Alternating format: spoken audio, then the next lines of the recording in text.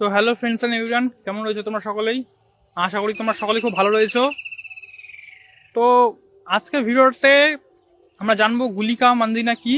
ওকে, so বেশি কিছু কথা বলবো না, লাইভ স্ট্রিমে আমি বলে দিচ্ছি, এই ভিডিওটি ইউটিউবে যাবে, তোমরা সকলে দেখে নিবে। গুলিকা মান্দিনা বিষয়ে যারা জানতে চেয়েছিল, আহ, ছোট্ট করে একটা ভিডিও হবে, ছোট্ট একটা কনসেপ্ট দিয়ে দেবো আমি।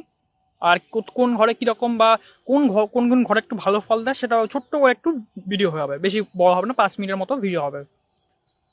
তো গুলিকা মন্দিনা কি জিনিস সবাই জানো, স্পিরিচুয়ালি জিনিসটা আমি বলে নেই। মেঘনাথের যে যখন জন্ম হয় বা ইন্দ্রজিতের যখন জন্ম হয়, তুমি দেখবে রাবণ কিন্তু সবগুলো গ্রহকে কিন্তু 11th হাউসে নিয়ে গিয়েছিল। 11th হাউস কি? প্রাপ্তির ঘর, জয়ী হওয়ার ঘর, কি কি পেলাম, ডিজায়ার ফুলফিলমেন্টের ঘর।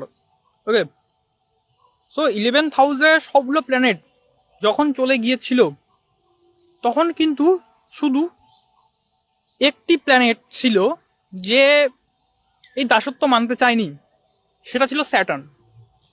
এবার যখন মেঘনাথের জন্ম হওয়ার সময়, পার্টিকুলার যে সময়, তখন কিন্তু সে কোথাও না কোথাও নিজের যে একটি পা সেটা কিন্তু 12th হাউসে কিন্তু ফেলে দিয়েছিল। এবার 12th হাউসে যখন পড়ে যায় সেটি, তখন কি হয় যে রাবণ বুঝতে পারে যে যেটি ঘটার তো ঘটে তো গেছে। মেঘনাথের জন্মের সময় স্যাটার্নের একটা পা 12th হাউসে, মিনস 12th হাউসের প্রভাবটা স্যাটার্ন দেবে। তোমরা জানো এটা কিন্তু বলতে পারো ভাবচলিতের মতো জিনিসটা। ভাবচলিতে কিন্তু এরকম ফল দেয়, গ্রহটা কিন্তু একটা পা জাস্ট ফেলে পরের ঘরে, তার মানে এটা না কিন্তু 11th হাউসের ফলটা দেবে না। 11th হাউসের ফলটা দেবে ডেফিনেটলি, বাট 12th হাউসেরও ফলটা দেবে। ওকে, বলার চেষ্টা করো, কিন্তু বলতে বলতে মনে পড়ে গেল তাই বলে দিলাম ডাইরেক্টলি একবারে। সো রাবণ দেখলো কি 12th হাউসে শনির পাটা পড়েছে, তখন সে কিন্তু তার গদা দিয়ে কিন্তু সেই শনির যে পাটা সেটা কিন্তু প্রহার করে। এবার এটাকে প্রহার করার জন্য কিন্তু শনির পা থেকে কিন্তু রক্ত পড়তে থাকে, 3 ফোঁটা রক্ত পড়ে। হুম, তারপর সেখান থেকে তৈরি হয় কিন্তু ধুমড়ি, ধোয়া, কুলিকা আর মান্দি, এই তিনটার জন্ম হয়। ওকে, ধুমড়ি কি যেখানে বসে থাকে সেখানে পুরো ধোয়া ধোয়া করে দেয়, ক্লিয়ার না যে কোনো জিনিস।